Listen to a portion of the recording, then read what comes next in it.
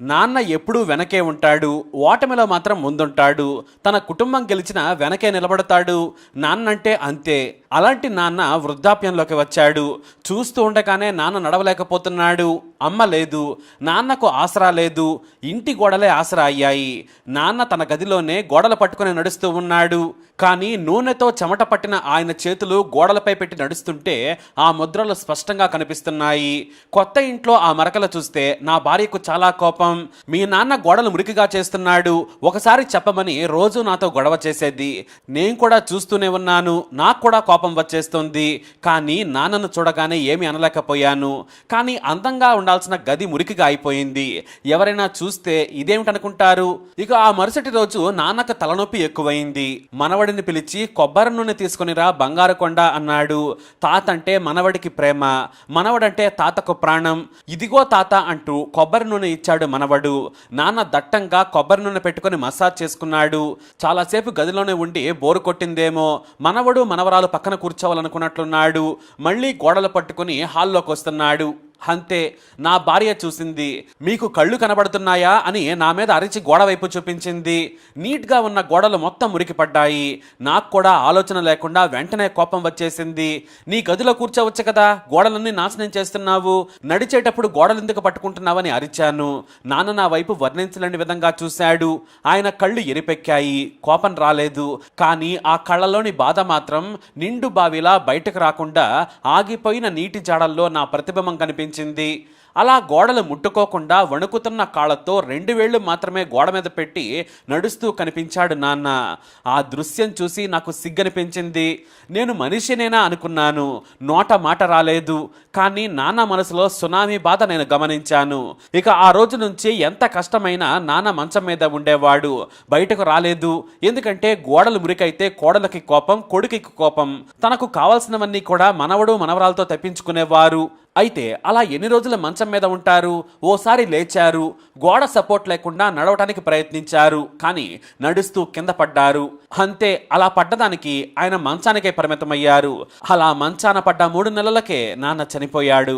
ఎంతో పౌరుషంగా హుందాగా బ్రతికిన నాన్న అనారోగ్యం కంటే కూడా ఇంట్లోని అగౌరవమే ప్రాణం తీస్తుందని నా మనసుకు బాగా అర్థమైంది. నాన్న చనిపోయాక కొత్త పెయింటింగ్ వేద్దామని నా భార్య రంగులు వేసేవారని పిలిపించింది.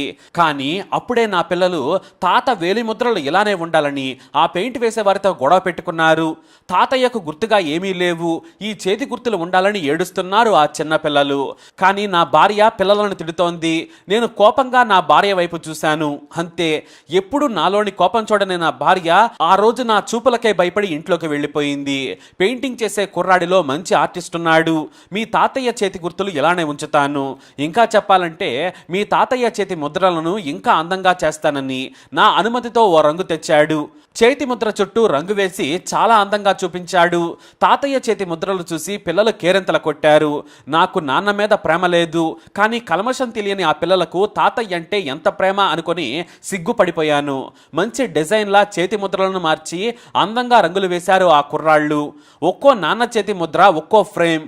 వచ్చిన వారంతా కూడా మెచ్చుకుంటున్నారు. ఆ వచ్చిన వారంతా కూడా మీ నాన్నంటే నీకు ఎంత ప్రేమరా, నిన్ను చూసి నేర్చుకోవాలిరా అనేవాళ్ళు నా బంధువులు. కానీ ఆ మాట విన్నప్పుడల్లా నా మనసు చివుక్కుమనేది. ఆ చివరి వేలి మరకలే నాన్నవి. నేను కోపగించుకున్నాకే నాన్న మంచం పెట్టాడని తెలిస్తే నన్ను ఎంత అసహ్యించుకుంటారా అనుకున్నాను. కానీ నాన్న చేతి ముద్రలను నేను మాత్రం చెరిగిపోనివ్వలేదు. కాలం మారింది, అదే ఇల్లు, రంగులు మారాయి. కానీ నాన్న చేతి ముద్రలు, వేలి మరకలు మాత్రం అలాగనే కంటిన్యూ అయ్యాయి. నాకు మాత్రం వయసు పైబడింది. నాన్న 70 ఏళ్ల వరకు గట్టిగా నడిచారు. కానీ నాకు 60 ఏళ్లకే మోకాళ్ళ నొప్పులు వచ్చేశాయి. నడవలేకపోతున్నాను. చేతి కర్ర లేకుంటే గోడ సాయమే కావాలి. అయినా నా శరీరం నా అదుపులో లేదు. నడవలేకపోతూనే ఉన్నాను. నాన్న బాధపడ్డ విషయం గుర్తొచ్చింది. ఆ కళ్ళ నీళ్లు నా మనసులో ఇంకా ఉన్నాయి. ఆ ప్రతిబింబం నాకు గుర్తుంది. ఆ దృశ్యం నేటికి నాకు కన్నీళ్లు తెప్పిస్తోంది. ఓ రోజు నేను సోఫాలో కూర్చున్నాను. పైకి లేచి నిలబడలేకపోయాను. పక్కనే గోడ ఉంది. అది పట్టుకోవాలనిపించింది. కానీ మరకలు పడతాయని పట్టుకోకుండా నడవబోయాను. అంతే, కింద పడబోయాను. కానీ నా కొడుకు వేగంగా వచ్చి పట్టుకున్నాడు. ఎందుకు నాన్న, గోడను పట్టుకోవచ్చు కదా, నన్ను పిలిస్తే వస్తాను కదా అన్నాడు. నా మనవరాలు వచ్చి తాతయ్య నన్ను పట్టుకోమంటూ చేయిని భుజం మీద వేసుకుంది. నాకు ప్రాణం పోయినంత పనైంది. వెంటనే మా నాన్న గుర్తొచ్చేశారు. ఆ రోజు నేను అరవకుండా ఉంటే నాన్న కొన్నాళ్ళు బ్రతికేవారు కదా. నాకు జన్మనిచ్చిన ఆయన ఆయుష్ను నేనే తీసుకున్నాను. నాకు ఒక్కతే మనవరాలు, నేనంటే చాలా ప్రేమ, పేరు మేఘ. తన డ్రాయింగ్ బుక్ తీసుకొచ్చి నాకు ఫస్ట్ ప్రైజ్ వచ్చింది తాతయ్య అని చూపించింది. అది చూడగానే మళ్ళీ నాన్న గుర్తొచ్చాడు. ఎందుకంటే తమ ఇంట్లోని నాన్న చేతి ముద్రలనే అందంగా గీసింది మనవరాలు. వాటికే ఫస్ట్ ప్రైజ్ వచ్చింది. మళ్ళీ నాకు సిగ్గనిపించింది. పిల్లలు పెద్దల్ని గౌరవించే పద్ధతి ఇంటి నుంచే మొదలవ్వాలి.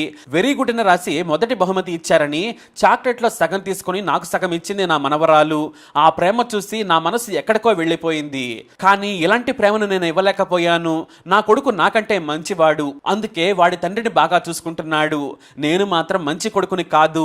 మరు జన్మంటూ ఉంటే మళ్ళీ మా నాన్నకు కొడుకుగానే పుట్టి రుణం తీర్చుకుంటానని పడుకున్నానంతే. నిద్రలోకి జారుకుంటుంటే తెలిసింది రేపటి వెలుగు లేదని. ఆ క్షణాన ఒక్కటే మాట అనుకున్నాను, నాన్న ఈ జన్మకు నన్ను క్షమించు. ఈ నిజమైన కథ ఓ కొడుకు తీరని బాధ. ఒక్కసారి అన్న మాటని మనం వెనక్కి తీసుకోలేం. ఆ మాట మనల్ని జన్మ మొత్తం వేలెత్తి చూపిస్తూనే ఉంటుంది. మరి ఈ కొడుకు కథపై మీ అభిప్రాయాన్ని కమెంట్ ద్వారా తెలియజేయండి. వీడియోని లైక్ చేయండి, షేర్ చేయండి, మా ఛానల్ని సబ్స్క్రైబ్ చేసుకోండి.